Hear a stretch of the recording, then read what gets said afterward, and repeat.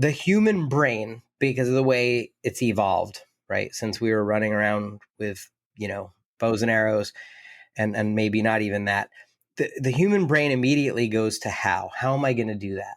How am I going to pay for this? How am I going to grow this? How am I going to do whatever? And we really have to start at another level, which is that at that why level, and go, why are we doing this? And then we need to go to the what, and then it's the how.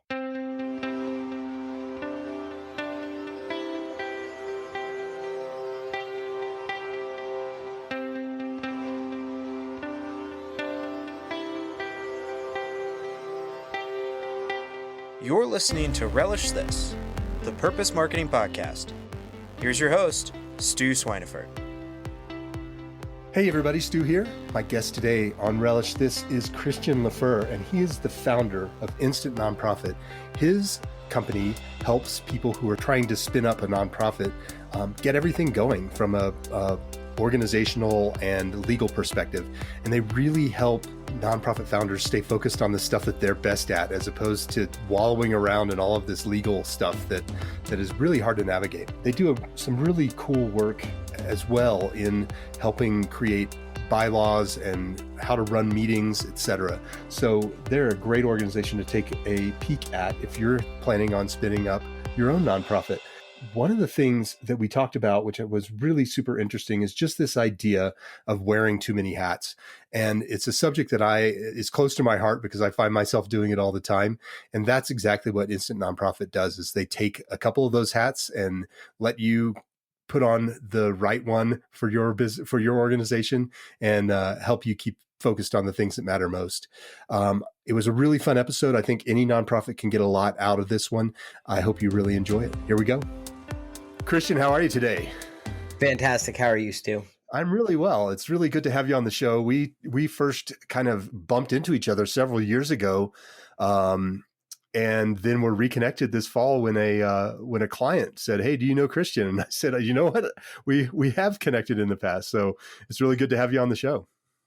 Thank you. Yeah, it's exciting to reconnect. And I went through and I said, Stu, I know I met him a while ago. And then I looked up who we met through and where we met. I mean, it was at like the now legendary original Galvanize startup, collab space, co-working space in the Golden Triangle. It's not even open anymore. And they ended up opening all over the place, all over the country, and doing some amazing things. But that was very early in those days of co-working. And some of my friends, the best friends I've made in my life right now, are people that I met in that space. And I'm excited to reconnect with you, brother. Yeah, definitely. I mean, that was a really cool space. We actually joined an office out of Galvanize before kind of this whole pandemic thing hit. And one of the reasons we did that was because we could park our stuff in Boulder and then have access to Golden Triangle. And I was down there probably at least once a week. So it was one of my favorite spots. Yeah, it was a great spot. I just loved working there. Actually, yeah, I could go on about that, but we have other things to talk about. But they had this big, beautiful bar, and behind the bar, they had a great chalk drawing. And I learned some incredible things at that bar. And the only very brief story I'll tell is one of my best friends right now. He's 27 years old. He kind of sketched an idea that he was working on back then. I started a student-based nonprofit. He was a student at DU. And he's like, yeah, I've got the student organization. I was like, that's so cool. We're just going to start your nonprofit. And I actually gave him a scholarship to start it because he was a college student and he already had members in the whole bit. So we did that thing. He had members all over the world. It was cool. And he sketched out this little idea that he was working on then. And I just thought he was just the most, a very cool, one of the more amazing people I ever met. Well, at 27 years old, which he is today, that company that he started based on that idea is worth $174 million or so. I don't know. It's like some crazy number. And he is based in Colorado and doing amazing things by creating a life-saving device for people who are being rescued in the mountains or at sea. And oh, that's cool. This idea turned into this amazing thing. So you never know what's going to happen out of Galvanize or any relationship, right?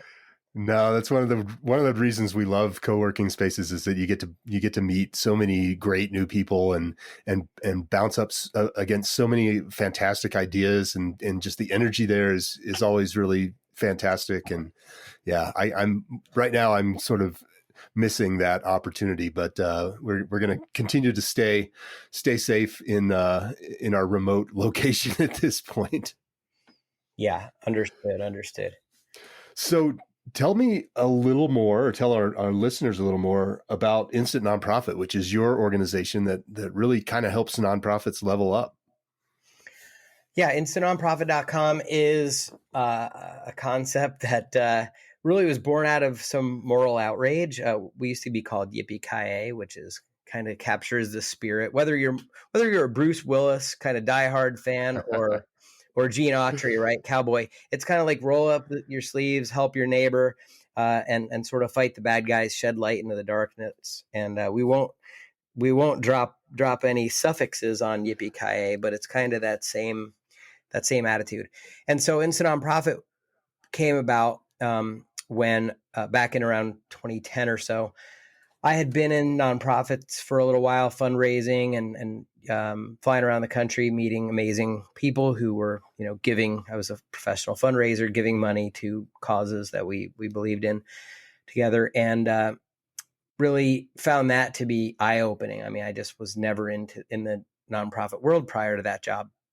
And I decided to start a nonprofit with a couple of friends. And I said, well, why don't you handle, the programs? Why don't you go out and, maybe put a little money together and I'll help you with that. But let me take this application thing. This is supposed to be hard.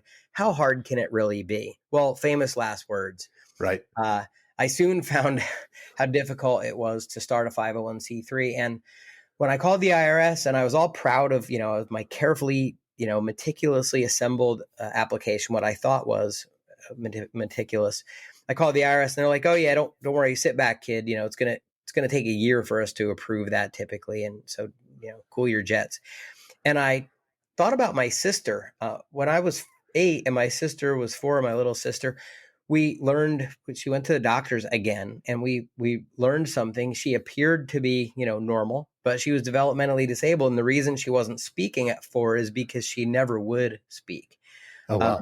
And she's still my amazing sister who's just taught me so much about being a human. And her name's Monique.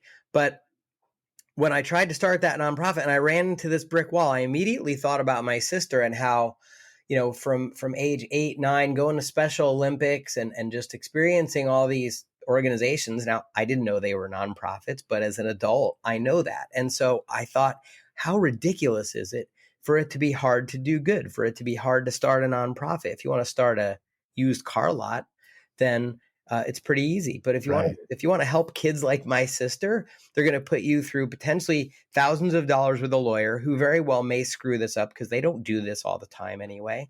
And then the IRS is going to sit on the application for a year. And I just thought, well, who better to do something about this than me? And so it was moral outrage that kicked me off on that path. Well, it's sometimes moral outrage can clearly make wondrous things happen. I'm so happy that you took that on and didn't just say, well, I guess this wasn't meant to be, which is what a lot of people would do. So really cool to hear how that came about. And so basically what you guys do is help smooth that transition and keep it from being such a arduous, lengthy process.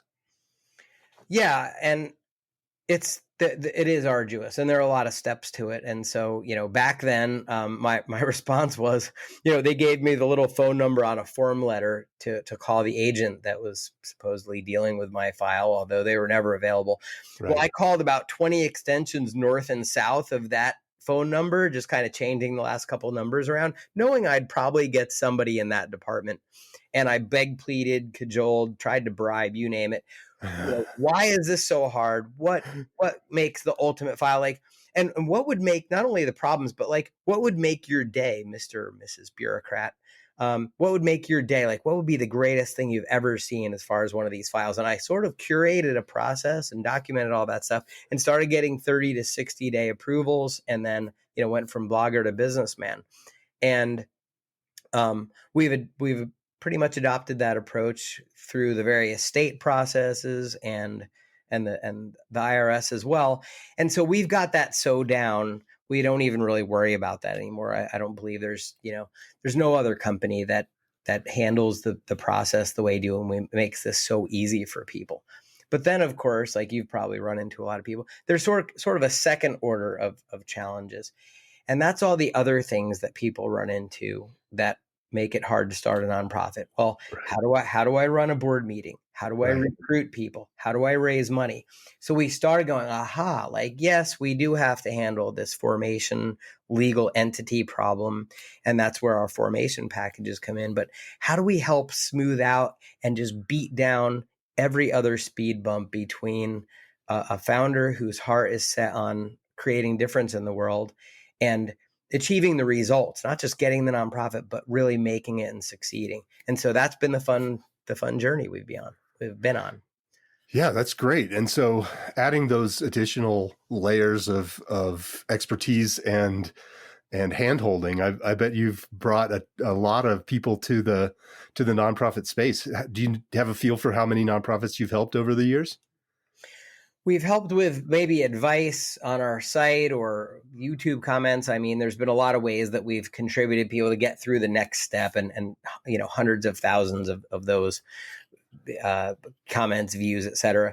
But I know that end to end, we've done well over 3,000 501c3s where it's our done for you process. You do very little, you sign up, you pay a very reasonable amount, and we do nothing but deliver good news to your inbox and documents to your shared folder once we put you through that initial kind of power of attorney process and gather the information we need.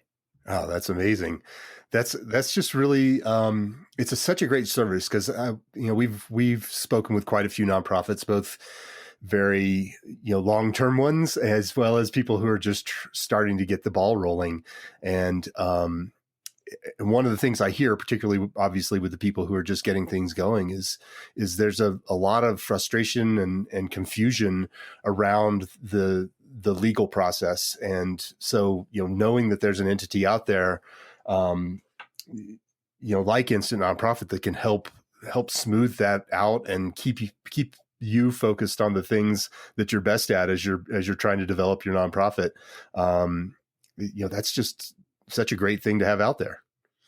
I appreciate it. Yeah, it's it's a great reason to get out of bed in the morning to help people, stay on mission, and then just make it easier to do good in a successively bigger ways. And now we're starting to work with more entrepreneurs and people who are successful, who say, okay, I have a big plan for this. I've been working very hard for many years, and now I have the means to do something about it. And so we help them with, some basic tax strategy. And we also are sort of doing a training right now we're calling the quantum entity. And it's got a little bit of quantum physics and quantum mechanics in there, but we really believe that a nonprofit can help somebody superposition their life, their legacy, and their future with starting a nonprofit. Yeah. Do you think that having a nonprofit legitimizes things? Is that part of that quantum piece that you're talking about, or is it bigger than that? That's certainly part of it. I do believe it's bigger as well. That's the whole concept of superposition. I mean, I'm no physicist, but I try to, if I could explain anything, like maybe Richard Feynman, right, who was elegant in his simplicity, even though he was a brilliant physicist. It's the ability of something to exist in two states at the same time, like the photon, right? The light is photons, and photon is both a wave and a particle, and sometimes it acts like one, sometimes the other. And so a nonprofit is like a business entity that sort of lives in a little bit of another dimension and can help you live in a little bit of another dimension. And the way that is I always give the example, like, I love Tim Ferriss. I'd love to meet Tim Ferriss, or it could be Warren Buffett. It could be Oprah. It could be anybody who you say you want to meet someday. Right.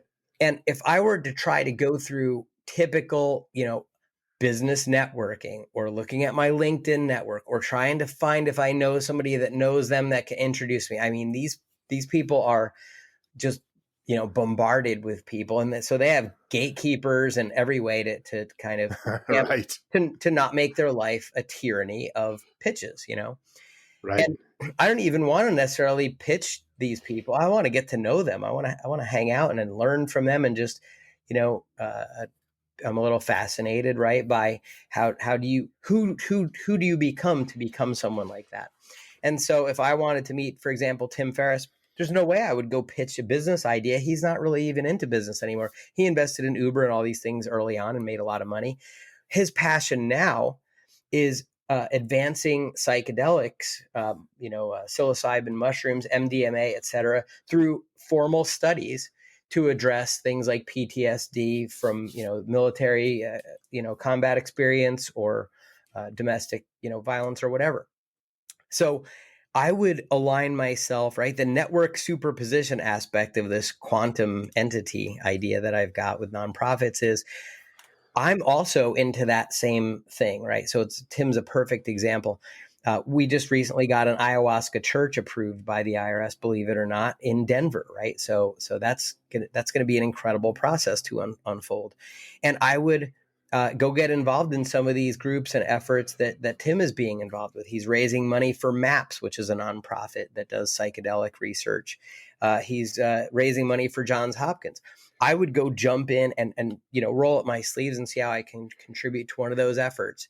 And then when I meet Tim Ferriss, there's going to be a connection that defies, the sort of eye rolling, oh no, what is this person, trying to talk to me about now? Because there's going to be a genuine heart connection. And that's what everybody wants to get back to in this crazy world we live in, is a genuine heart connection. Sure, can we do business all day long? But I want to do business with people I love and people I enjoy and people that my heart is connected to, because we're drowning in opportunity, but choked in our heart connections with other people as we, shelter in place and all this crazy stuff, especially.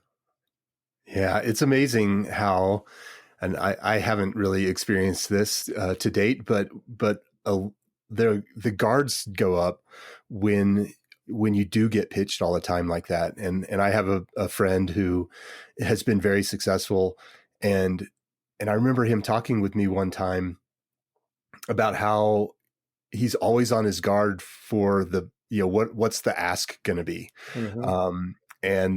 And so I think, and actually I've talked to a lot of people about this fairly recently for whatever reason, but creating those, natural connections and those natural things that one has in common is a way to lower those barriers and create opportunities to really engage with people on a totally different level. And I think that, like what you've said, if you are a successful business person, or, whatever your kind of quote unquote normal life is, and then you establish a nonprofit, that just puts another opportunity for commonality into play and lowers those barriers.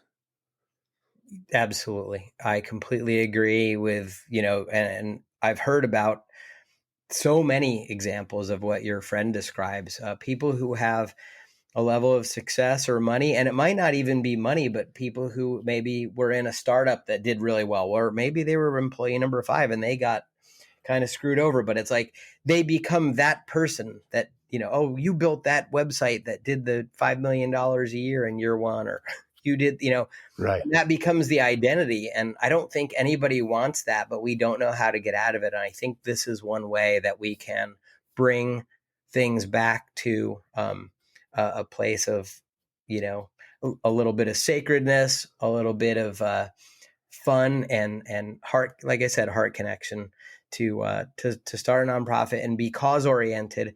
It's still a business. It still needs to operate and bring in money and everything eventually. But it's so much more exciting to get out of bed and be doing that kind of thing. And then if you look at the other side of the fence, say a successful builder or somebody owns a construction company. I mean, they've been doing the projects. They're probably doing well. The kids' college is paid off. Those things that they thought were big goals at one point they're done. And so now it's like, what brings that person joy and what brings that person meaning in their life. Mm-hmm. And it just might be your little nonprofit introduced to them in the right way that helps them wake up again and realize why they're here on this earth. And it's not just making another deal. Yeah, who needs another yacht, right? It's like, one of the things that I'm always fascinated by is how much money does one need before you kind of have everything that you ever want from that kind of perspective. And granted, it's pretty easy for me to say that, it's not being in that position, but I'm really fascinated and inspired by these people out there who do pivot and do spin into this idea of, okay, yeah, I can go make some more money, or I can start a foundation or join up with a nonprofit or start my own nonprofit in order to really try to make even a bigger impact to those who need it most. Yeah. And I would completely agree. And we're looking at, this has been a long time in coming. Studies show, research shows that once people reach the level beyond where so if you look at Maslow's hierarchy, right? It starts with food, shelter, belonging, sex is somewhere in there. And once you get to the point where all of those needs are a little more than taken care of, right? So you're not in fear of losing those things. Right. The endorphin, the neural cocktail that we get out of another raise, even so, you don't have to be rich, but after you've kind of made it, and they've found that the number is, I forget, around $80,000, $70,000. I forget what it is, but it's like beyond where you're worried about maybe slipping back below those basic needs. Once that's reached, there is a diminishing return in increasing the amount of money. And that's why millennials, they've found, don't respond exclusively to raises. They want lifestyle. They might want social events. They want a certain combination of benefits that are intangible and not related to money. And so this has been a long time in coming, where this convergence of cause and commerce has to be paid attention to, whether it's businesses addressing their employees, or whether it's like not being caught, making your clothes in a sweatshop. Like, people want to know that their values are being represented by their employer and the businesses they buy from and the companies that they associate with and do business with. And in a way, that's very cool, because we want to have, when we like something on Facebook, we're not saying we like that. We're saying we are like that. It represents our values. I'm a proud Apple snob. Right. Yeah. Right. It's amazing to me. And I love that we're starting to see this become, ingrained in our culture, of the idea that if I go to work every day, I'm spending a third of my life in, this place, wherever that is, whether that's, an office or a hospital or a restaurant, whatever it is. Most of us tend to work, if we're employed full time, 40 hours a week. And that represents about half of our work week, or I'm sorry, a third of our work week's time, in terms of our lives. And so seeing, these younger generations pushing on businesses to do something to bring purpose into the mix and to really have something that they stand for or are working toward, that's not just about making more money, but doing more good, and seeing kind of the fallback to that is fantastic. And we do at Relish Studio, we do, part of this work that we do with our partners is to help them understand the values, vision, and mission that their businesses are engaged in. And it's easier work in the nonprofit space because that's just kind of baked into the nonprofit mentality. But it's really important work even for nonprofits to do, because if you don't have those values baked in and understood, and then you don't have that long-term vision of this kind of aspirational future that you're trying to to get the world to, or your little chunk of the world to. And then you don't have your mission, which really kind of brings that aspiration down into that day-to-day focus. And, what are the activities that we're doing that are going to march us along toward that North Star that we've created with our values and our vision? When you don't have that, things get a little wonky. And so, creating that opportunity for all of your stakeholders, whether that's your employees or your vendors or your beneficiaries, to really have a great understanding of where you're going, is, that's what's driving certainly the nonprofit space. And I would argue that it's one of the things that should be driving business in general. Agreed. And I think that's happening. And, Simon Sinek talks often about businesses that ignore the fact that people increasingly want companies to be a part of a solution, whatever that solution is. They ignore that trend at their own peril. And that really kind of sums up what Simon Sinek, who I'm a huge fan, Start With Why is like one of the greatest books ever written as far as I'm concerned. And he talks about how, that first level of stakeholder, your employee, has the, they're going to touch all of your customers, right? You as an executive, a founder, whatever, you're not going to touch the customer like your employees are going to touch your customers. So how are you treating your employees, and how are you getting them bought in? And whether, back in galvanized days, I remember reading a study. I wish I could source it, but I remember reading a study where in code, right, in software shops, code engineers are in high demand, and they can move laterally, right, from one company to another every year or so and get like a 15-20% bump in pay.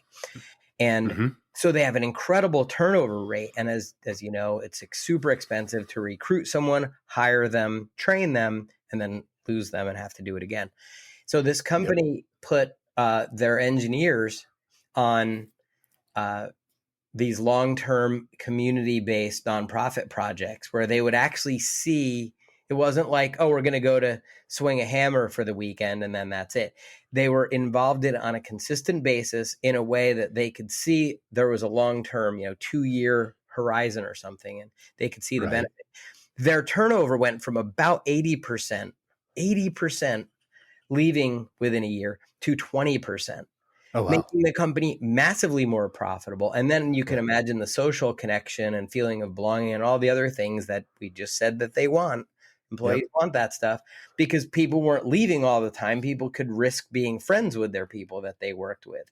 And it really, that's a massive culture change. And so I see inspirations like that all over the place. The question is, how do we help the little nonprofit, the small nonprofit, to be on board with that trend and stay true to their mission, stay on their mission, and not get distracted by the things that bog them down. And which is really part of our mission at Instant Nonprofit, is to help them stay on mission, build a culture like that, and not get caught up in the bureaucratic filings or not scramble around, trying, crowdfunding one-offs and stuff, but, sustainable fundraising, long-term. Look at your nonprofit in the terms of the 5 stages of the life cycle. Where am I and what do I need to do that's appropriate? And if we can help them stay focused in that way and let go of the things that they don't need to be worrying about, then people can build some stellar organizations with almost no resources to start with. Yeah. And that's what's so important, particularly in that early phase is, and I remember I wrote a blog post about this years ago and I called it like Too Many Hats. And it's essentially what all entrepreneurs and certainly the founder of a nonprofit falls into that bucket. What we fall into is at the onset, we're kind of forced to be HR, and we're the janitor, and we're the, person doing the coding, if that's what's part of your nonprofit, or, organizing volunteers or going out and soliciting donations and doing, all of that networking and outreach to try and build that nonprofit. And so any of those little things that one can take the time to notice, okay, I'm not particularly great at this, and I don't really love it. So figuring out how to, offload that to an expert is, it's very valuable in time savings as well as just energy savings in the, particularly in the early phases of starting up one's nonprofit.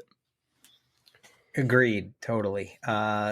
Energy management, I think, that's kind of what I call it, is so key. And I'll catch even here, I'll have conversations with our staff, and I'll say, well, how are you managing energy around that? Because we've got this limited amount every day. We start out with a little bit, a store of it, and it goes down by the end of the day. But then over our lifetimes too, we see burnout is a huge challenge with entrepreneurs, whether for profit or nonprofit.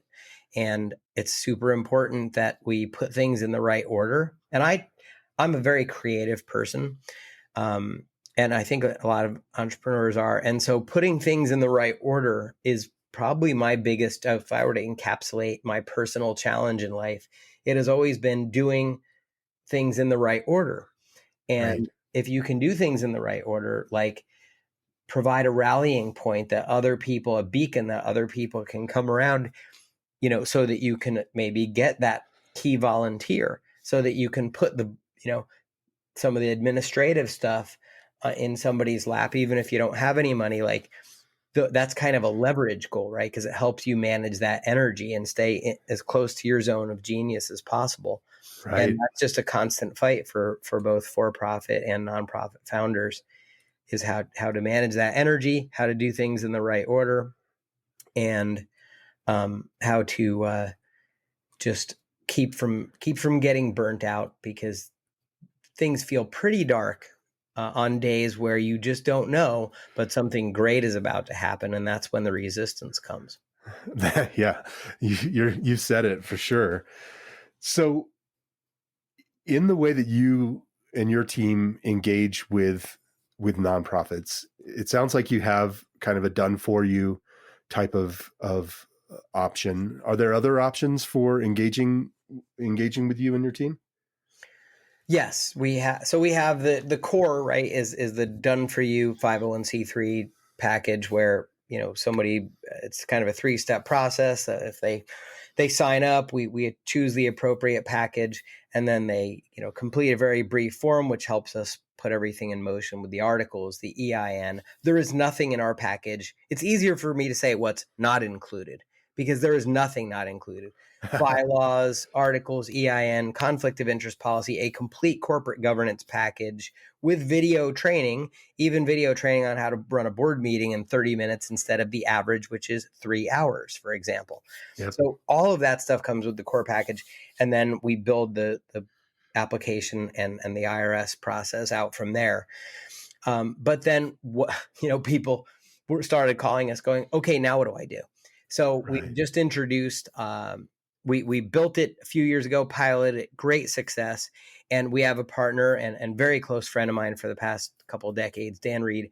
We've partnered with Seed Fundraising to build a product called Foundations. And that is raised $100,000 to $1 million in 2021 or in any given year, straight out of the gate, through major gifts, events, and the other areas of fundraising that you might think about. And it is a video training program with coaching, community, and content. So you get videos, you get live training with people who are literally raising millions of dollars. Dan's portfolio is about 100 million plus a year. So we're super excited about that because it's very, very affordable. Anyone can afford to do this, and it's designed to pay off in 90 days, and somebody can take that literally to millions. I have personally raised millions of dollars using the exact principles and using the same downloads and templates and stuff that is included in that package. And then we have some other things for as you move up with moving into grant writing, moving into assisting. We have a lot of chiropractors and holistic practitioners, a few dentists in public student loan forgiveness, where they want to work for a 501c3. So they actually create a practice alongside of their for-profit practice, and they create a sliding scale, and they get relieved of their student loans of an average of $265,000. And we help them year in and year out qualify for that program by simply working for 30 hours a week for their nonprofit that they create. Wow, that's pretty cool.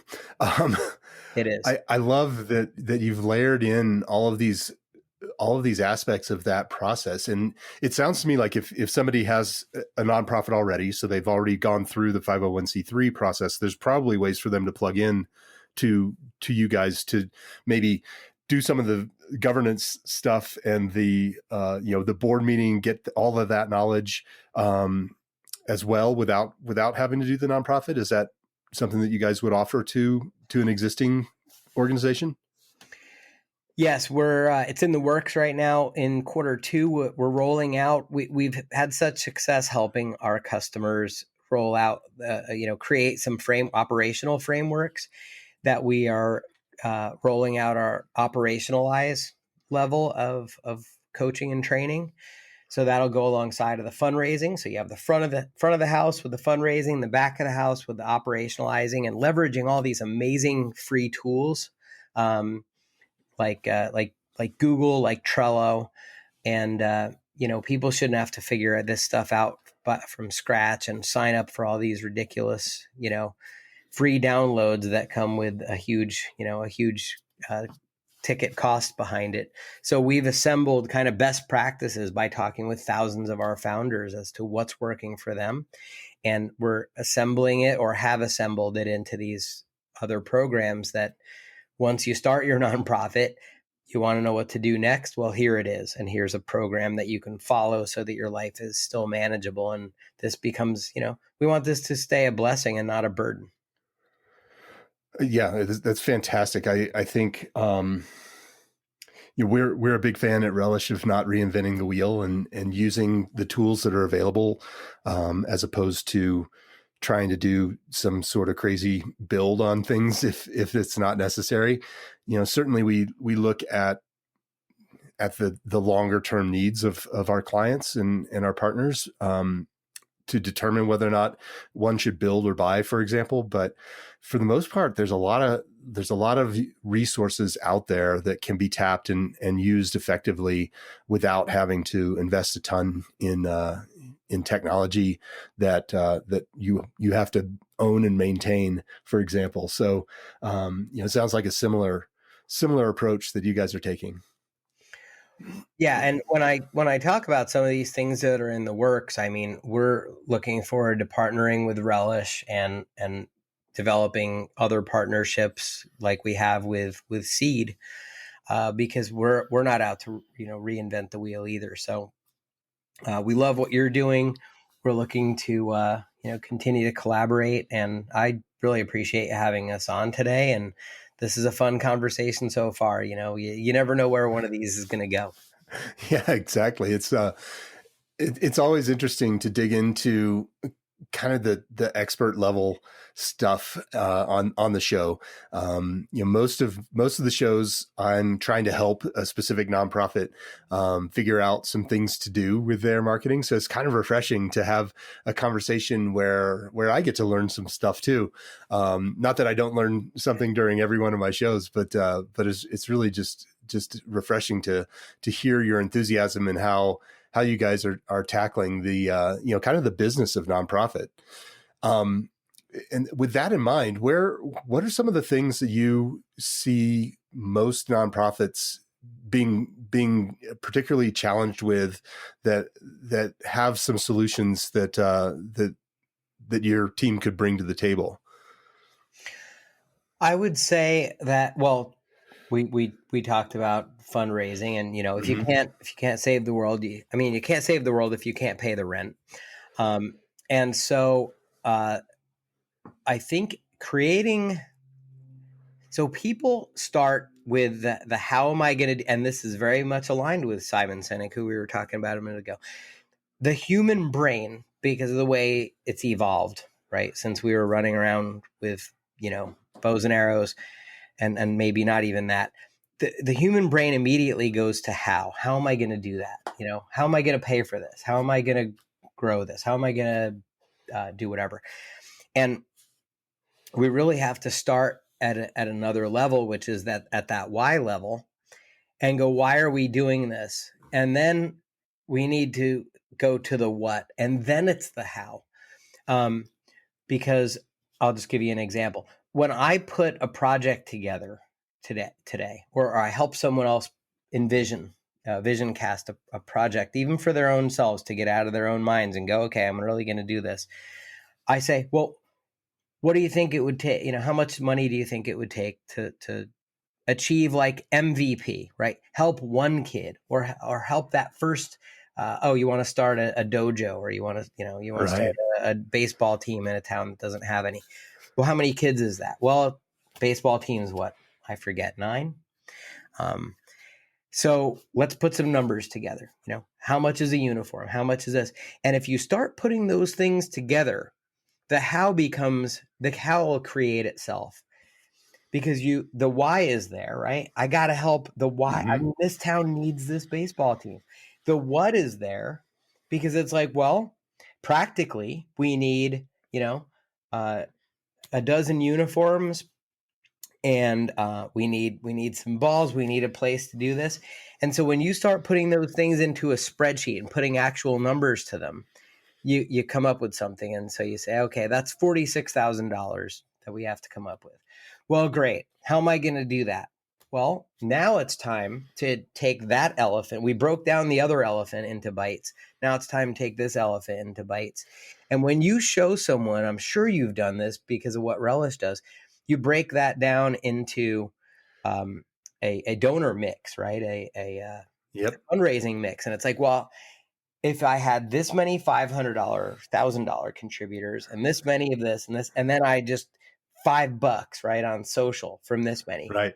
And people start going, you know what? I know the first 3 people I'm going to call. When I started that conversation with that person, they were like crying on the floor because they just, I don't know how I'm going to start this baseball team. This is too much. My mom's getting older. I got to take care of them. I got this other thing going on at the house and kids and what. But when you break it down like that, they absolutely say, I can do that. That first thing, that step's obvious. Let me get on that. And so that is what's really exciting.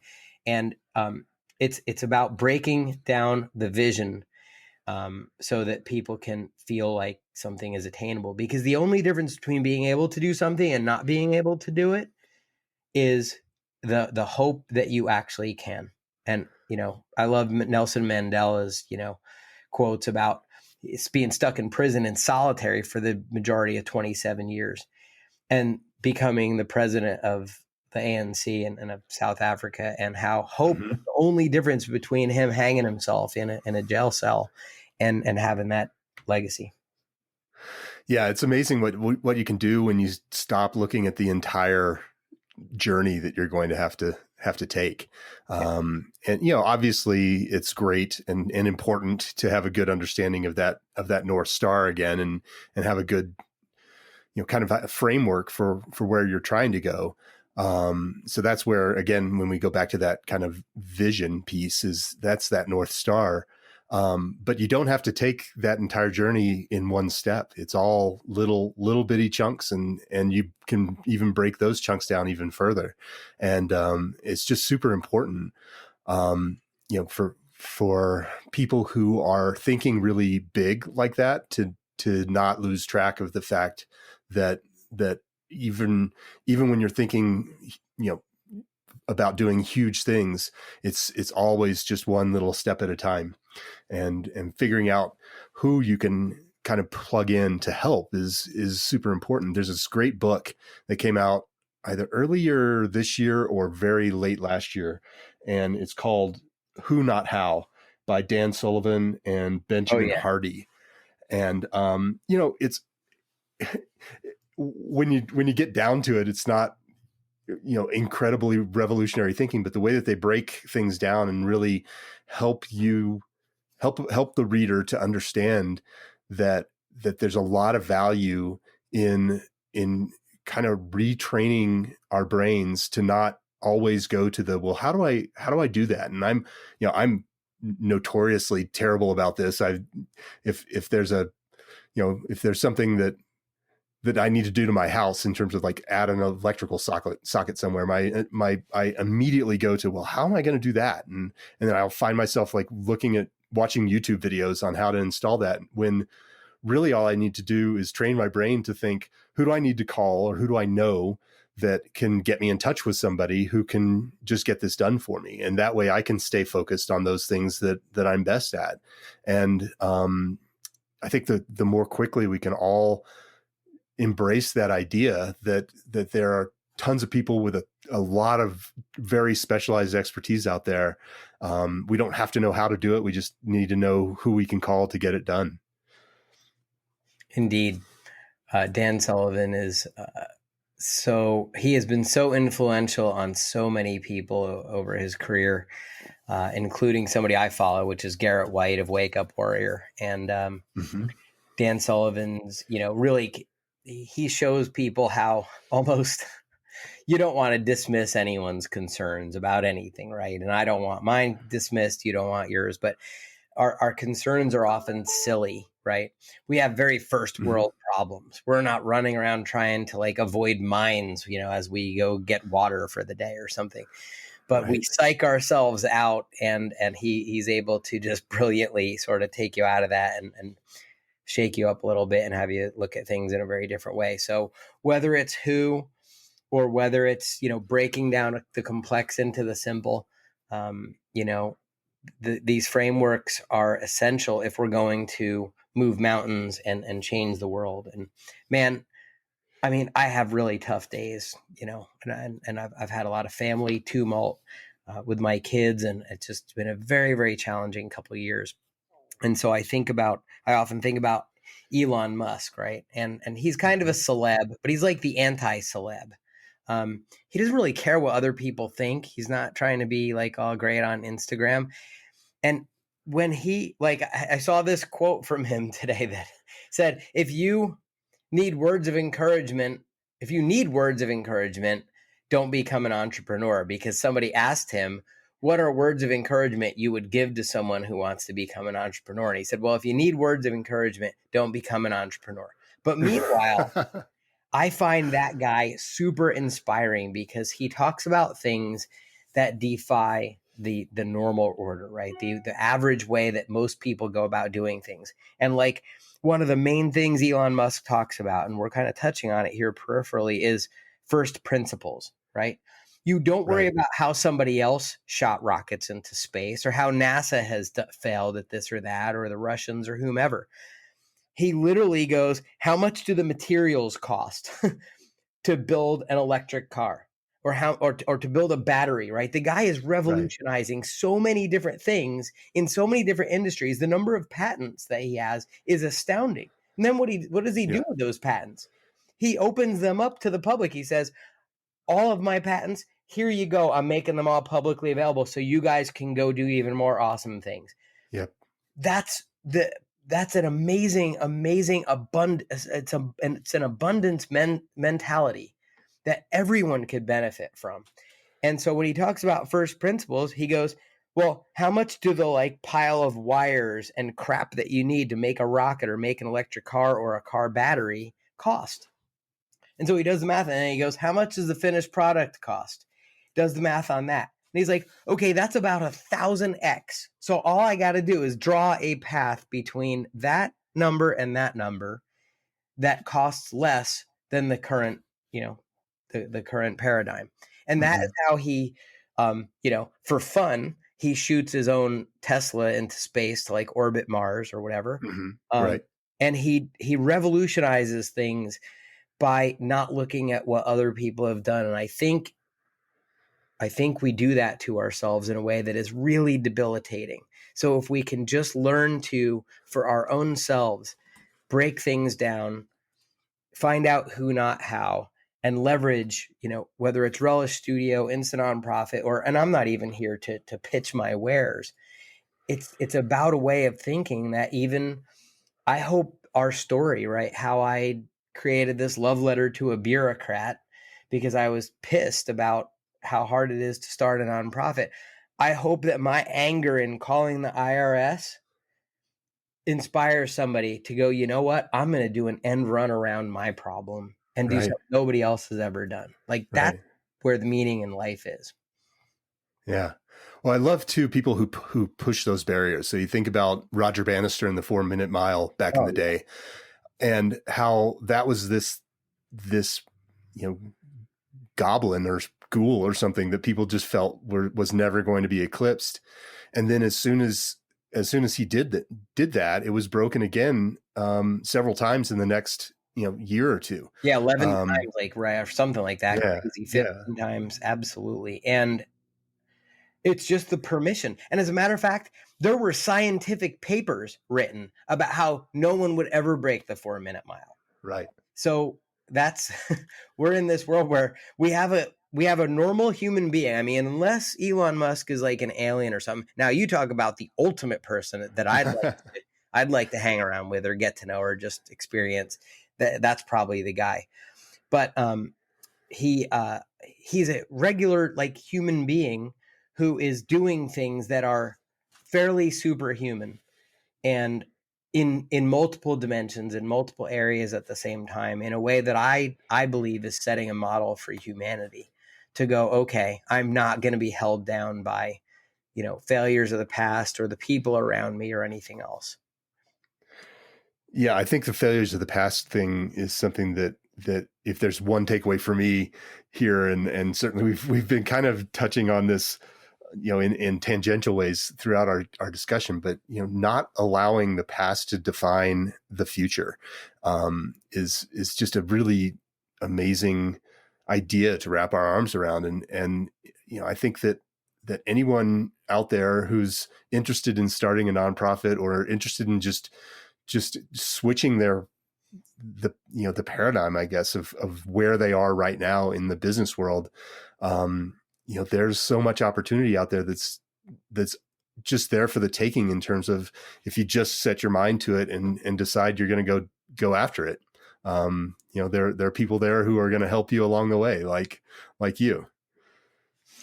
Yeah.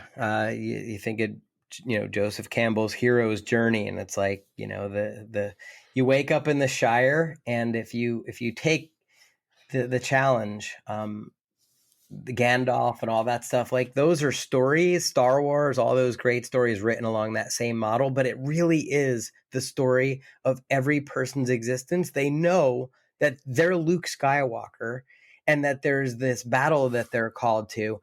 And the question in life that is most important of any question is, am I going to take the call to adventure? Am I going to take the red pill, or am I going to right. am I going to stay here in my safety zone and miss out on the adventure? I'm having significant challenges with one of my kids right now. And I told my mom yesterday, I was on the phone with her, and I said, I want my kids to maybe, rather than live a small life and be safe, but not really okay, not really experience the heights and depths and experience life. I'd rather have them be the kind that has to climb El Capitan, and may risk their lives to do that than live a life of, what's been described as quiet desperation. And with the coronavirus and all the things that are going on right now, people need to remember the nonprofit sector has $4.3 trillion in assets. Private individuals and corporations give $239 billion per year. And that's not going to stop with Corona. As a matter of fact, if you look at the 2008 depression, giving went up. Nonprofit revenues went up relative to the economy. Yeah. So there is so much money out there, and so many old sclerotic nonprofits that just are slow moving. They have not adapted to what you can adapt to. They have not learned what you can learn as a new nonprofit founder.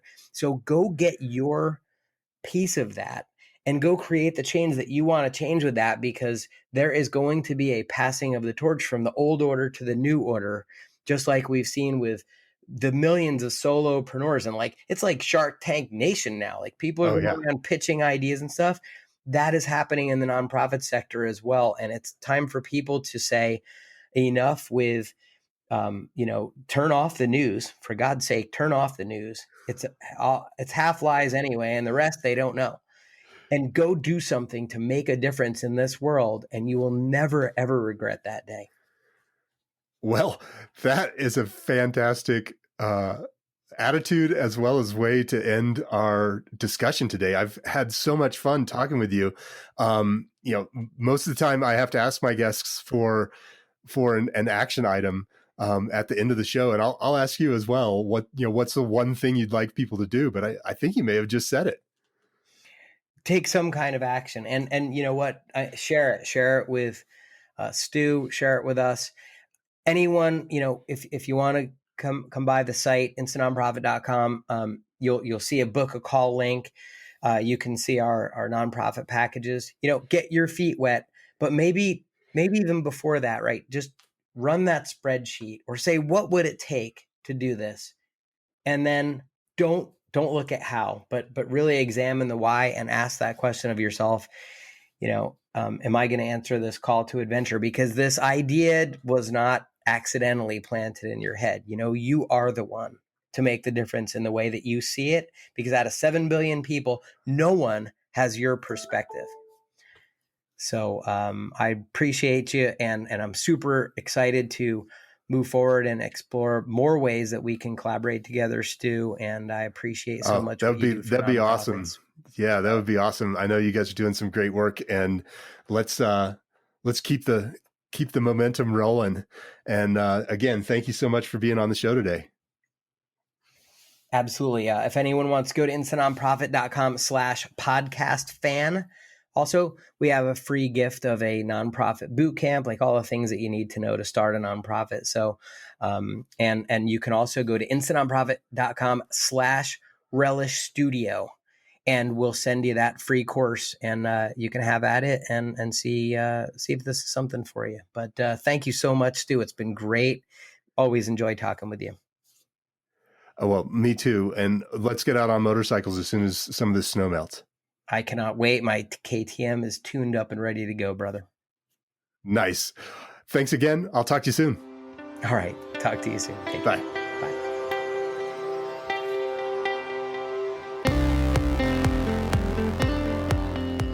All right, there you have it. Another great episode of Relish This. Thanks for listening. If you would like to learn more about how to apply the audience engagement cycle to expand your organization's mission, there are 2 things you can do. Right now, you can go to missionuncomfortablebook.com to download a copy of my book. And while you're there, you can get your purpose-driven marketing score to see where you can unearth some gold for your organization. If you'd like to listen to back episodes of the show or sign up to be a guest, go to relishstudio.com/podcast. That's it for this week. I'll be back next week for another great episode of Relish This.